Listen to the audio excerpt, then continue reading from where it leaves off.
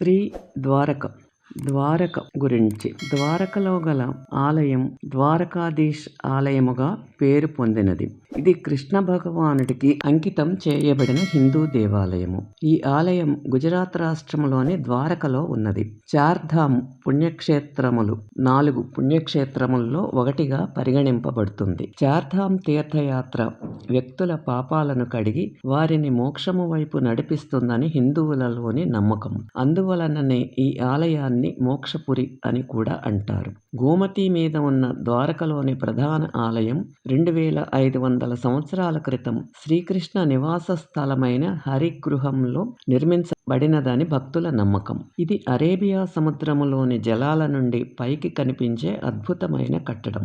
ఎంతో సుందరముగా చెక్కబడిన శిఖరం 43 మీటర్ల ఎత్తు ఉంటుంది. దీనిపై ఎగురుతున్న భారీ జెండాను 10 లేక 15 కిలోమీటర్ల దూరం నుండి చూడవచ్చు. దీని వలన ఆలయ వైభవం మరింత పెరిగినది.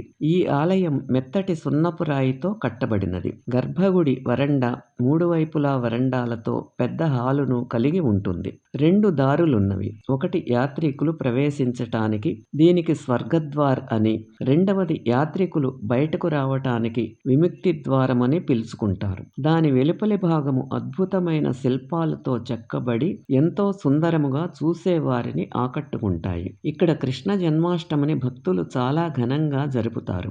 ఎంతో ప్రసిద్ధి పొందిన శ్రీకృష్ణ జీవిత తత్వశాస్త్రం మరియు బోధనల యొక్క గొప్పతనము ఆ కాలానికే పరిమితం కాకుండా తరువాతి కాలమునకు కూడా అంతే ముఖ్యమైనవిగా ఉన్నవి. 5000 సంవత్సరముల తరువాత కూడా భక్తులు తత్వశాస్త్రం మీద ఆసక్తి గలవారు పుట్టినరోజును ఇప్పటికీ ఘనంగా జరుపుకుంటున్నారు. ఈ వీడియో మీకు నచ్చినట్లయితే లైక్ చేసి, షేర్ చేసి, సబ్స్క్రైబ్ చేయండి. Please subscribe my channel.